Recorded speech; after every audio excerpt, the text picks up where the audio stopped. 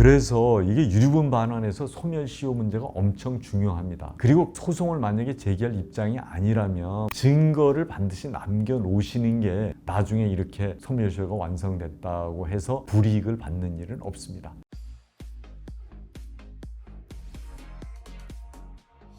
네, 안녕하세요. 행복한 상속의 홍순기 변호사입니다. 이번 시간에는 지난 시간에 예고를 드린 대로 유류분 반환 청구권의 행사 방법에 관해서 말씀을 드리겠습니다. 아직까지 구독자가 아니시면 구독, 좋아요 눌러주시면 감사하겠습니다.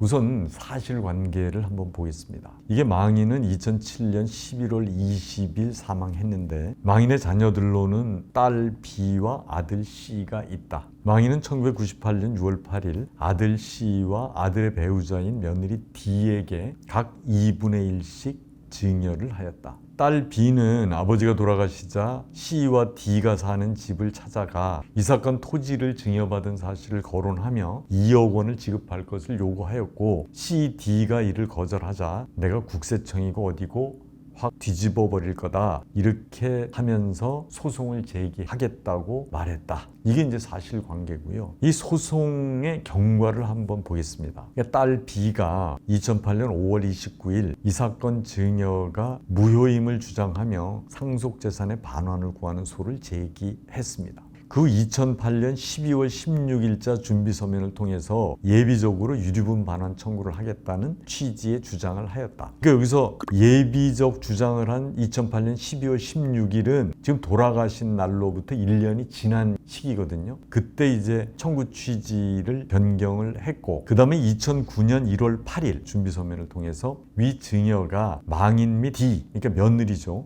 며느리가 유류분 권리자에게 손해를 가할 것을 알고 체결한 것이라고 주장을 했습니다. 그래서 1심이 이제 서울중앙지방법원 2009년 6월 18일 판결인데요. 여기에서는 이 사건 증여는 유효하고 그 다음에 이제 원고는 망인의 사망 당시 위 증여가 유류분 권리자에게 반환하여야 할 것임을 알았다고 봄이 상당한데 망인이 사망한 때로부터 1년이 지난 2008년 12월 16일자 준비서면을 통해서 유류분 반환 청구의 의사표시를 했으므로 소멸시효가 완성되었다고 판단하며 원고의 청구를 모두 기각했습니다. 지금 증여가 무효라고 소제기를 한 거잖아요. 그건 5월 달에 제기를 했는데 한 6, 7개월 지난 12월 16일자 준비서면에서 유류분 청구를 한 거죠.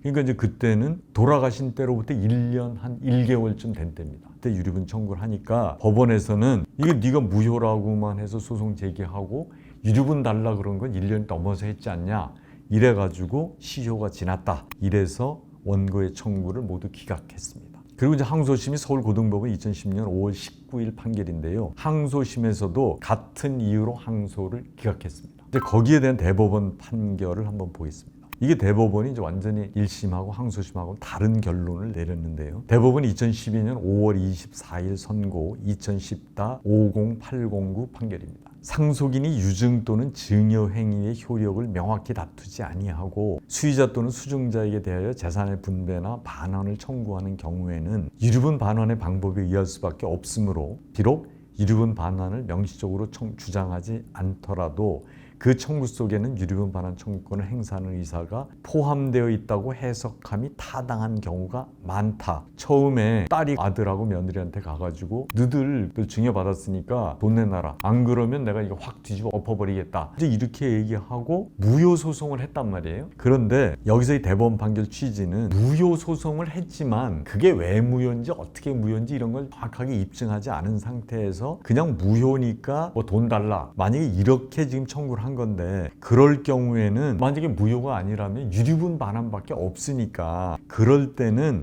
유류분 반환 청구권이 그 안에 포함되어 있다고 봐야 된다는 거예요. 유류분 권리자들이 피해를 보지 않게 그렇게 이제 하는 좀 넓은 의미의 판결이라고 볼 수 있습니다. 그리고 이제 제3자에 대한 증여, 여기서는 이제 며느리에 대한 증여입니다. 제3자에 대한 증여가 유류분 권리자에게 손해를 가할 것을 알고 행해진 것이라고 보기 위해서는 여기서 이제 중요한 게 나옵니다. 쌍방, 시아버지하고 며느리가 며느리한테 주는 가액이 남은 재산보다 많다는 걸 알아야 돼. 며느리한테 주고 나면 남는 재산이 며느리한테 주는 것보다 적다. 이런 경우는 거의 없었잖아요. 또 하나는 앞으로 돌아가실 때까지 시아버지가 돈을 벌 가능성이 없다. 이것까지 알아야 된다는 거예요. 그러니까 여기서는 아들한테 준 것은 물론이고 며느리한테 준 2분의 1도 지금 방금 말씀드린 그런 요건에 맞기 때문에 유류분 반환 대상이 된다. 이게 대법원 판결입니다. 이 유류분 권리자를 해친다는 걸 언제 알아야 되냐 하면 그게 증여 당시에 알면 된다는 거예요. 증여 당시에 알아야 된다. 이게 이제 지금 1심, 항소심하고 대법원 판결이 다른 건데요. 그래서 이게 지금 소송을 해보면 그렇습니다. 그러니까 유류분 권리자가 시효가 완성이 돼 있을 때 아예 말도 안 하고 시효가 완성된 경우는 방법이 없지만 일단 유류분을 달라고 구체적으로 말은 안 했지만 그 의사표시 확 뒤집어 엎는다, 뭐 돈 내놔라 이러는 게 유류분을 달라는 의사가 표시되어 있다고 봐야 되는 경우가 많다. 대법원 판결의 내용입니다. 그래서 이제 유류분 반환 청구의 행사 방법을 판례가 얘기하는 것을 종합하면 이런 겁니다. 유류분 반환 청구권의 행사는 재판상도 할 수 있고, 재판상은 이제 소재기를 하는 거죠. 1년 내에. 또 하나는 재판 외에서도 할 수 있습니다. 그러니까 예를 들어서 내용 증명 보내는 유류분 내놔 당연히 되는 거고, 또 하나는 말로도 할 수 있습니다. 1년 되기 전에 너 지금 증여 받았잖아.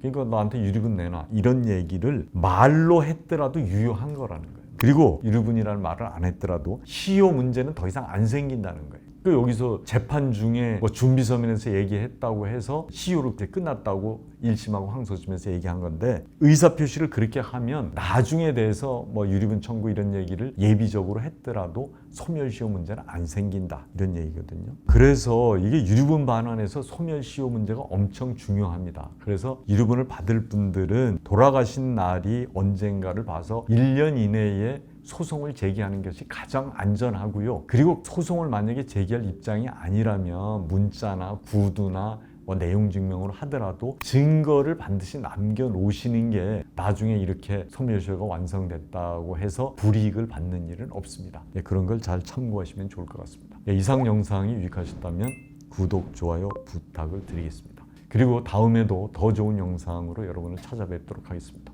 감사합니다.